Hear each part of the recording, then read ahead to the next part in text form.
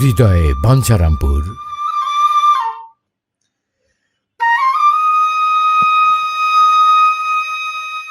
বাঞ্ছারামপুর থানা প্রতিষ্ঠা ছিল ব্রিটিশদের গ্রাসরুট কন্ট্রোল নীতির অংশ।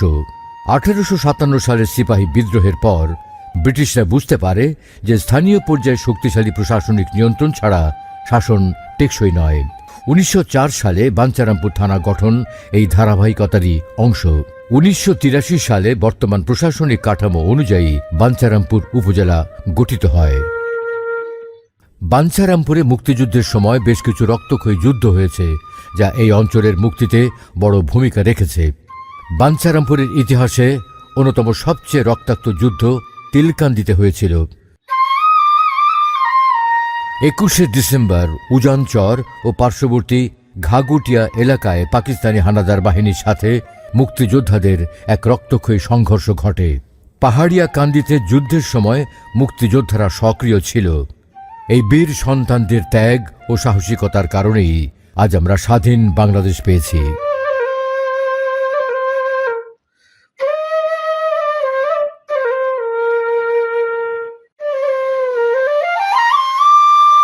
বাঞ্ছারামপুর উপজেলার অর্থনীতি প্রধানত কৃষি নির্ভর। ধান, পাট, সবজি প্রধান ফসল। মৎস্য শিকার একটি গুরুত্বপূর্ণ পেশা। ক্ষুদ্র ব্যবসা ও হাট বাজার অর্থনীতির অংশ। প্রবাসী আয়ের প্রভাব উল্লেখযোগ্য। বর্তমানে আধুনিক কৃষি প্রযুক্তির ব্যবহার বাড়ছে, যা উৎপাদন বৃদ্ধিতে সহায়ক ভূমিকা রাখছে।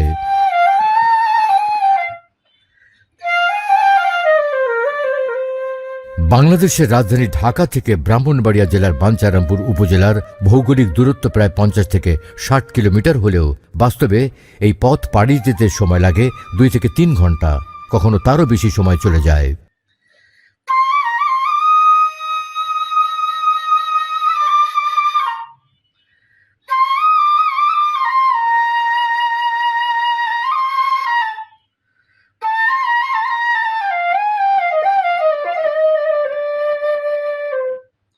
বাঞ্ছারামপুরের জনগণ দীর্ঘদিন ধরে অবহেলার শিকার। রাজধানীর এত কাছাকাছি হওয়া সত্ত্বেও এখানে এখনও গড়ে ওঠেনি উন্নত সড়ক যোগাযোগ ব্যবস্থা। ভাঙাচোরা রাস্তা, অপর্যাপ্ত যানবাহন এবং পরিকল্পনার অভাবে প্রতিদিন হাজারো মানুষ ভোগান্তির শিকার হচ্ছেন।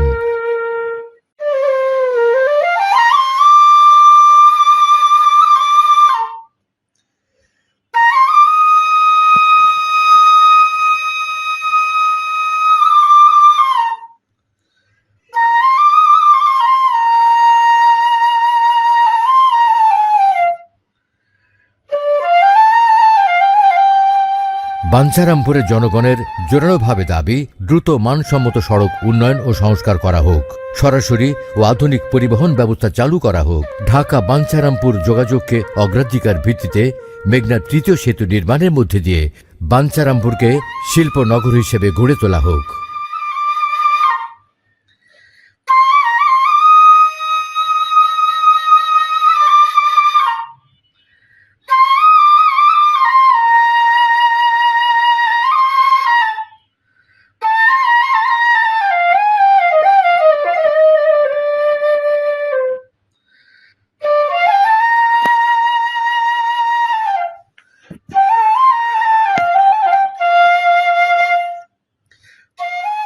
বাঞ্ছারামপুর উপজেলা ইতিহাস, ঐতিহ্য ও সম্ভাবনার এক অনন্য সংমিশ্রণ। প্রাচীন নদী বাণিজ্য থেকে শুরু করে মুক্তিযুদ্ধের গৌরবগাথা এবং আধুনিক উন্নয়নের ধারায় এই অঞ্চল একটি গুরুত্বপূর্ণ স্থান অধিকার করে আসছে।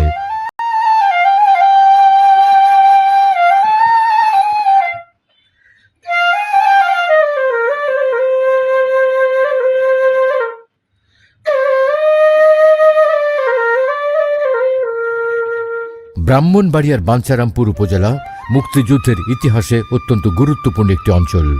এটি মূলত সেক্টর 2-এর অধীনে ছিল এবং এখানে অনেকগুলো সম্মুখ যুদ্ধ সংঘটিত হয়েছিল। সরকার কর্তৃক সর্বশেষ যাচাই বাছাই এবং ডাটাবেজ অনুযায়ী বাঞ্ছারামপুর উপজেলায় গেজেটভুক্ত মুক্তিযোদ্ধার সংখ্যা প্রায় 1000 জনের কাছাকাছি।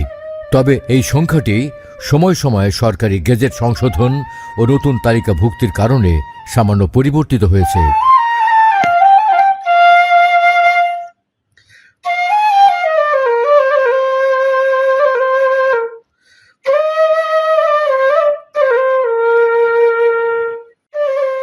স্বাধীনতার পর বাঞ্ছারামপুর উপজেলা ধীরে ধীরে উন্নয়নের পথে এগিয়ে যায়।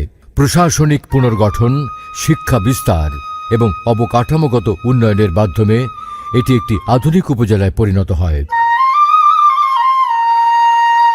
শিক্ষা প্রতিষ্ঠানের সংখ্যা বৃদ্ধি পেয়েছে, সড়ক ও যোগাযোগ ব্যবস্থার উন্নয়ন হয়েছে, স্বাস্থ্য সেবা প্রসারিত হয়েছে, সামাজিক ও সাংস্কৃতিক সংগঠন সক্রিয় হয়েছে। সাংস্কৃতিক ঐতিহ্যকে ধারণ করে বাঞ্ছারামপুর ভবিষ্যতেও একটি উন্নত ও সমৃদ্ধ জনপদ হিসেবে এগিয়ে যাবে, এটাই প্রত্যাশা।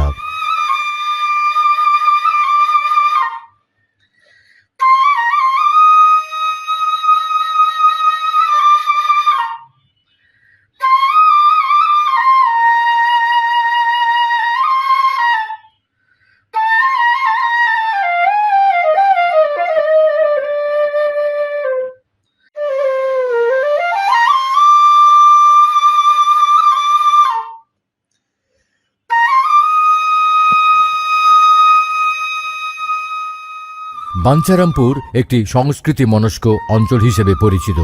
এখানে বিভিন্ন ধর্ম ও সম্প্রদায়ের মানুষ শান্তিপূর্ণ সহাবস্থানে বসবাস করে। পহেলা বৈশাখ, নবান্ন উৎসব উদযাপন, গ্রামীণ মেলা ও লোকসংস্কৃতি, নাটক, সঙ্গীত ও সাহিত্য চর্চা, সামাজিক ঐক্য ও পারস্পরিক সহযোগিতা। এই অঞ্চলের মানুষ অতিথিপরায়ণ এবং সামাজিক বন্ধনে দৃঢ়ভাবে আবদ্ধ।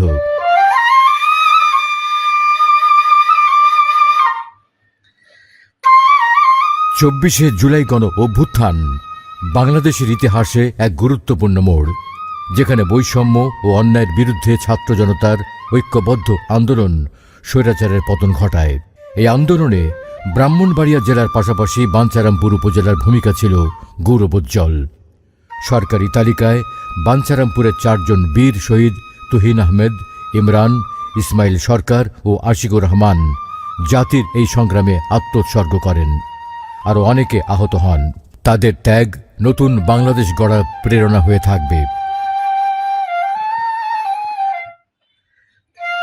বাঞ্ছারামপুর উপজেলার শিক্ষার মান উন্নয়ন ও মেধাবী শিক্ষার্থীদের উৎসাহিত করতে বাঞ্ছারামপুর উপজেলা কল্যাণ সমিতির এই উদ্যোগ অত্যন্ত প্রশংসনীয়।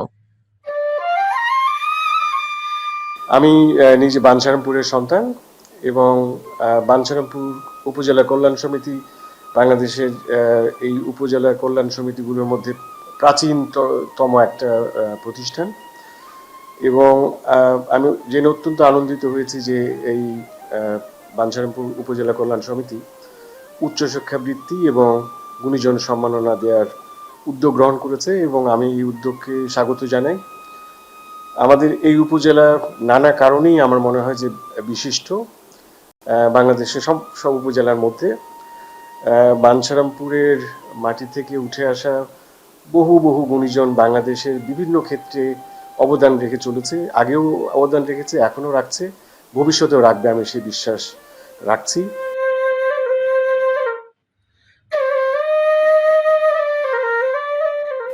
ঐতিহ্যবাহী সংগঠন বাঞ্ছারামপুর উপজেলা কল্যাণ সমিতি 53 বছরে পদার্পণ করেছে। আমরা এই কল্যাণ সমিতির মাধ্যমে বাঞ্ছারামপুরের ইতিহাস ঐতিহ্য সম্পর্কে জানতে পেরেছি এবং ঢাকায় বসবাসরত বাঞ্ছারামপুরবাসীর মধ্যে একটি সৌহার্দ্যপূর্ণ সম্পর্ক আমরা গড়ে তুলতে পেরেছি। এই 53 বছরে পদার্পণে আমরা 53তম বার্ষিক সাধারণ সভা আয়োজন করেছি। আমি এই সাধারণ সভার সাফল্য কামনা করছি।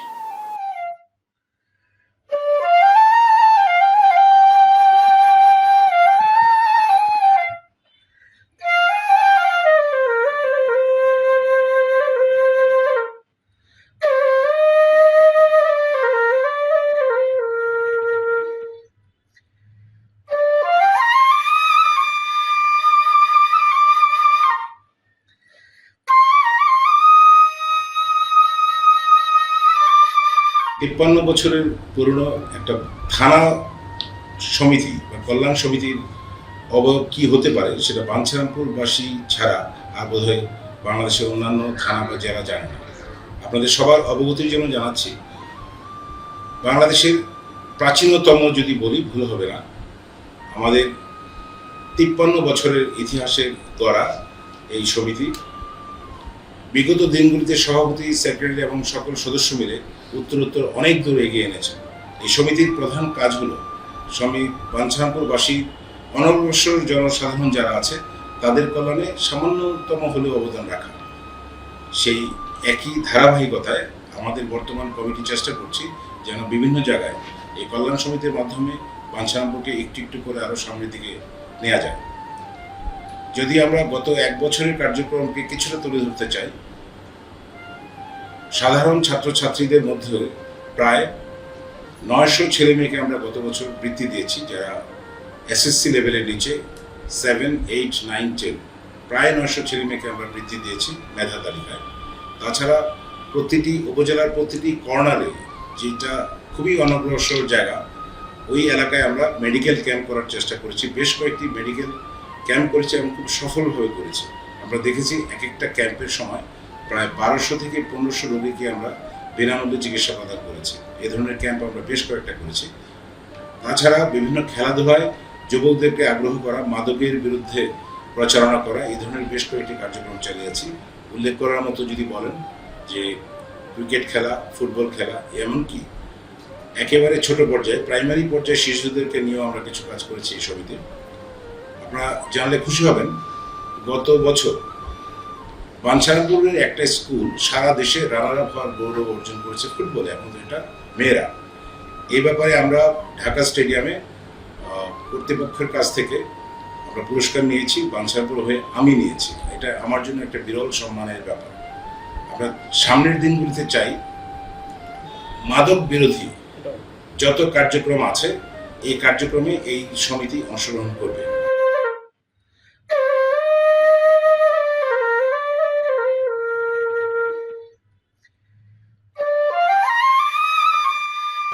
আমি বাঞ্ছারামপুর উপজেলা কল্যাণ সমিতির সভাপতি। আপনারা অবগত হয়ে খুশি হবেন যে বাঞ্ছারামপুর উপজেলা কল্যাণ সমিতি এখন একটি সুপ্রতিষ্ঠিত সমাজ কল্যাণমূলক প্রতিষ্ঠান। এটি 1973 সালে স্থাপিত হয়। এটি একটি সম্পূর্ণ অরাজনৈতিক সমাজ কল্যাণমূলক প্রতিষ্ঠান।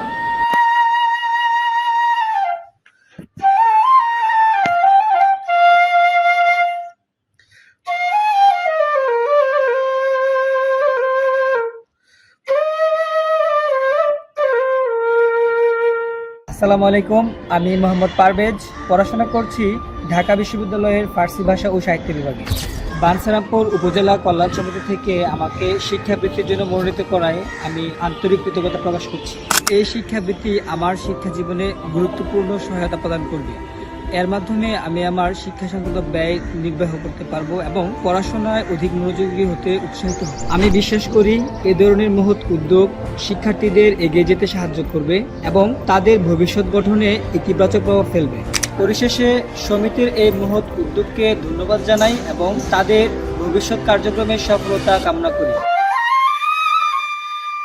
একটি সমৃদ্ধ ও স্বপ্নের বাঞ্ছারামপুর গড়ে তোলার বিষয়টি কেবল একটি পরিকল্পনা নয়, এটি আমাদের সকলের সম্মিলিত অঙ্গীকার।